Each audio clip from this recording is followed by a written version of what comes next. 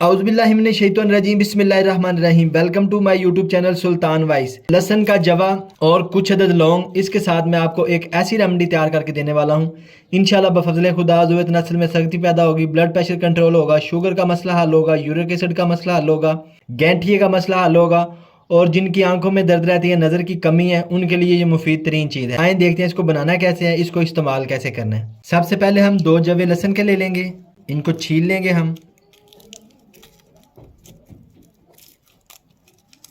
ये देखें, हमने 2 बड़े साइज के जवे काट के उनको दरमियान में से 2 कर लिया है। अब हम 2 अदद जवे जो है 1 कप दूध का लेंगे, उसमें शामिल कर देंगे, और इसमें हम 3 अदद लौंग शामिल कर देंगे, और इसको सारी रात के लिए आपने रख देना है।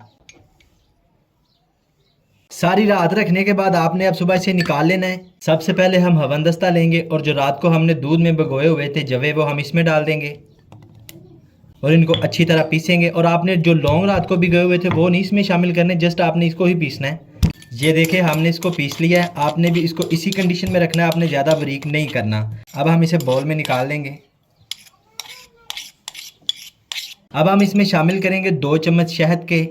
ठीक है, शहद में भी अल्लाह पाक ने बहुत ज़्यादा खसीयत रखी है, आपको पता है ये नबी पाक की फेवरेट तरीन चीज़ थी। अब इस पेस्ट को आपने सुबह खाना खाने से 1 घंटा पहले इस्तेमाल करना है, इसी दूध के साथ जो आज जिसमें आपने रात को भिगो के रखे थे।